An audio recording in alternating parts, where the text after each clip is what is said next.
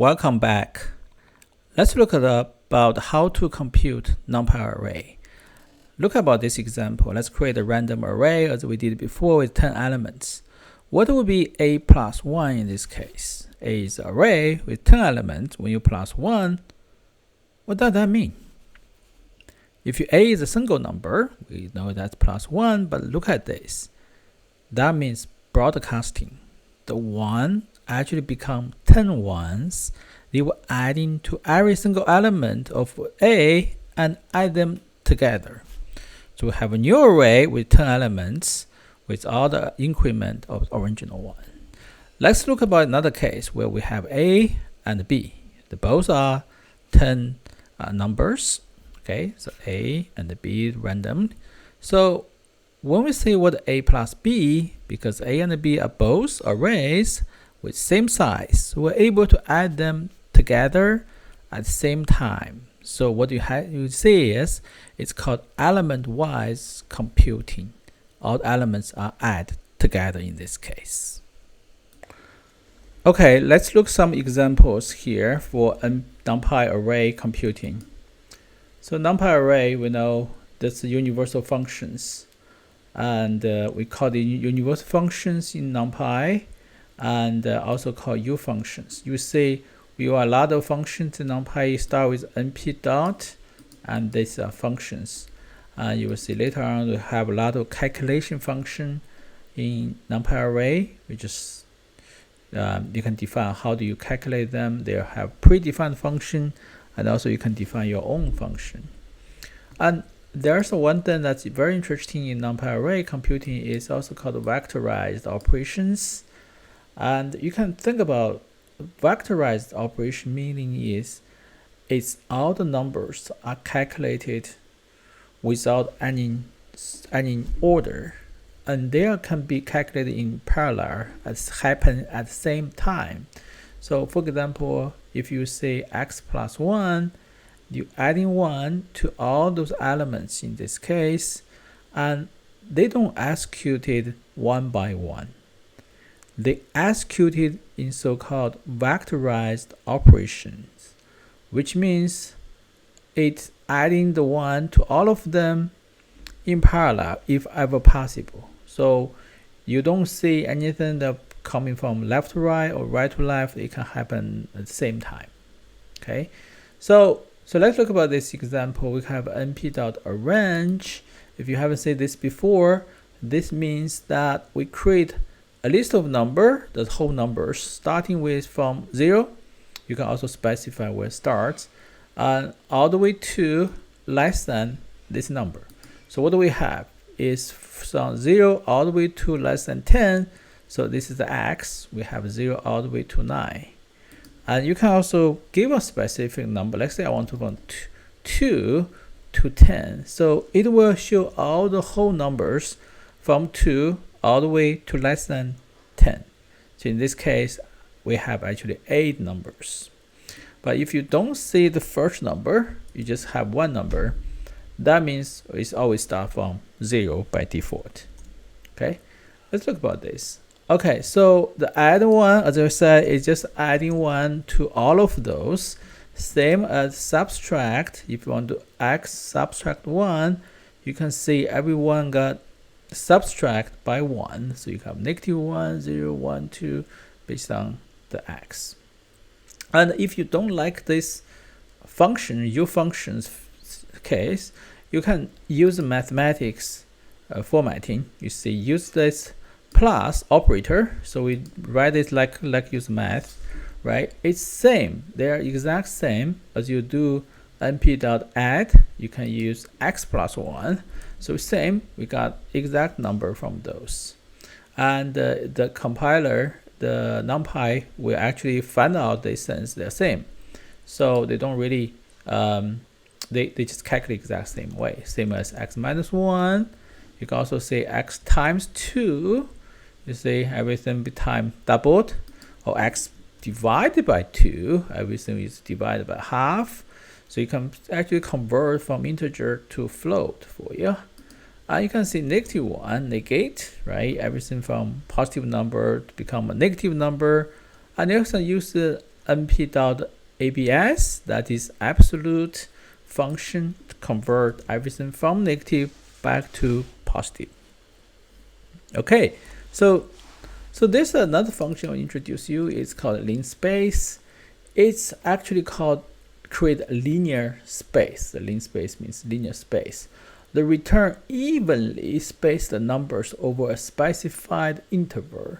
So what this function means is I will create a list of numbers from here, start to end, includes this end, and the interval will be how many number will be create which evenly distributing between these two numbers. So in this case, if I say 0, 9, and 10, what we have is we have from 0 all the way to 9. If you start from 0 all the way to 9, what we got is actually 10 numbers. And if we want to 10 number evenly distribute as 10 numbers, so each number, the interval is exactly 1. So that's what you see, 0, 1, 2, 3. It is float because there's a linear space. So for example, let's say if we can change it to 10. So you see that's different. When you become 0 to 10, we actually have 11 numbers. So if we want to have 10 intervals between 11 numbers, and then what we got is the interval between them will become 1.11. So you see, now we don't got the whole number, we got everything got the float. So this is 10 numbers evenly distributed from 0 to 10. Again, the total will be 11. Okay, you see the difference between them. This is a range. A range is starting from a number to less than this number, and they are whole numbers. Linear space is depend on what you want to have. They are floating point, evenly distributing between the first and second number. Okay, so with those, we're able to actually calculate some more meaningful things. For example, we can calculate the trigonometry functions using sine, cosine, and this is also built-in function inside Numpy. Okay, so let's try to do this. So sine theta, we can get a list of those numbers, and we can use numpy.cosine. We got those numbers too, and we can make this more meaningful because in trigonometry we can use pi as our range. So basically we can have 2 pi. We can use this. So 2 times np.pi. This is a default numpy constant provided. So it's pi function is 3. See, this is a float, 3.14159265. So it's a very long number, right? So that is the pi. And we can use from 0 all the way to 2 pi. And if we want to have 10, let's see what we have. This will be the numbers. Say 2 pi is 6.28, and that you can evenly distribute the number between 0 to 6.28. And then we see sine, we can see a little bit meaningful. And cosine, we can see that it's actually sine will start from 0 back to very small number close to 0. And cosine start from 1 back to 1, and tangental, you can see this is actually 0 all the way to a very small number. So we can also try to plot them. You see this plot cosine. So why do we see this cosine looks pretty bad? What's this sine looks pretty bad? It's not so smooth, right? The reason for that is we don't have enough sample in between them, so we only have 10 of them. So if we change that to 100, you see it's actually increased resolution. So it means we have more samples between 0 and 2 pi. And now we calculate, you see that we got more data, 100 of them. And then we can have this, we can have sine, we can have cosine, we can tangental, and now we can see the results will be much smooth sine wave, right? Same as cosine wave. You can see this is much smooth. All right, so this is something that Numpy can actually handle very big number. So you can see this is 100 of them. You can even change to 100, to 1,000, to even to 1,000,000, even to 1,000,000,000. It still can handle this for you. Okay, so another thing we have is we see this is just one use one array. So what if you create additional array? Let's create another array, which is y is random integer, random 10. So again, what is x? Remember, x is 0 to all the way to 9. So we can have x plus y in this case, and then we can have the new 10 numbers, which is each element wise add them one by one. So it's adding these two arrays element wise, add this together, right? So we can have something like sum. So this is another U function in Numpy array. It's calculate sum. So if we have x plus y, want to calculate the sum of them, we can just use sum. And we just calculate all of them together and try to do it fast as it can. And we also can have min function, that is more some statistics. And also we got minimal value. If you want to find the minimal value in your list, your array, this one can return this for you. And also kind of max value. Max value in this case 9. So you see what is this is the minimal value, this is maximum value, right? And there's another function called argument mean. So what is argument mean? This is actually used for. That is why you see it's return 1 in this case. So let's look about the y here. When you say argument, it's try looking for the minimum value, but not return the value itself, but return the location of the value. In this case, we are coincident. We actually have this one as the minimum value here, right? This is one minimum value, but what is the location of this one, which is the index? In this case, this is 0 index, this is 1 index 1. So the index of minimum value in this case is 1. So let's random create another case which we can see. So what is minimum value in this case? The minimum number is 0, right? But where is it in this case? So we can use argument to calculate it.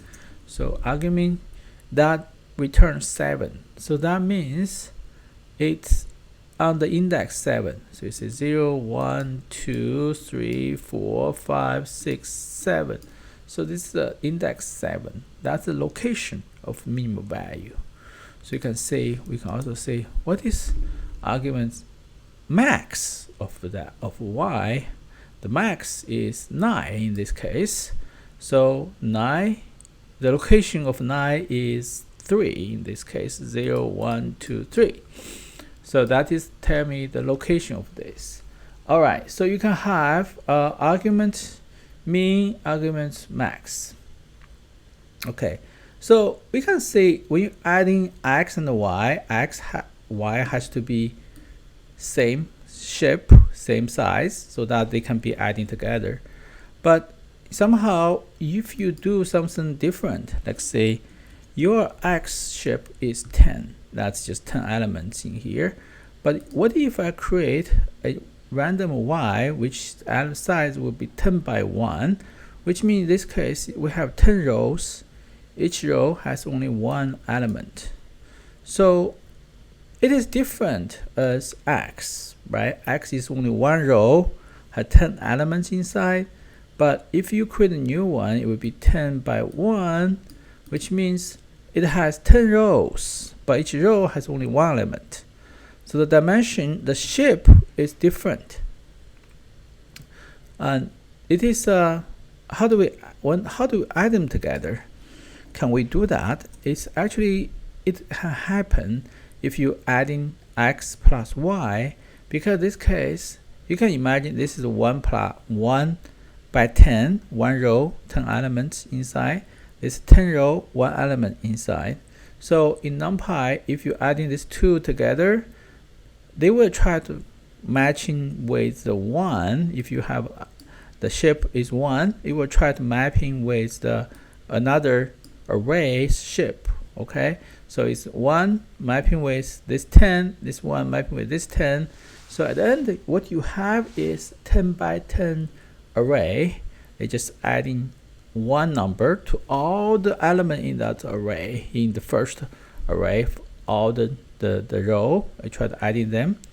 Tried one row adding to one column, so you will see this become 10 by 10 array in this case. Okay, I think that's good for today for this video. Let's continue next time. We'll see you.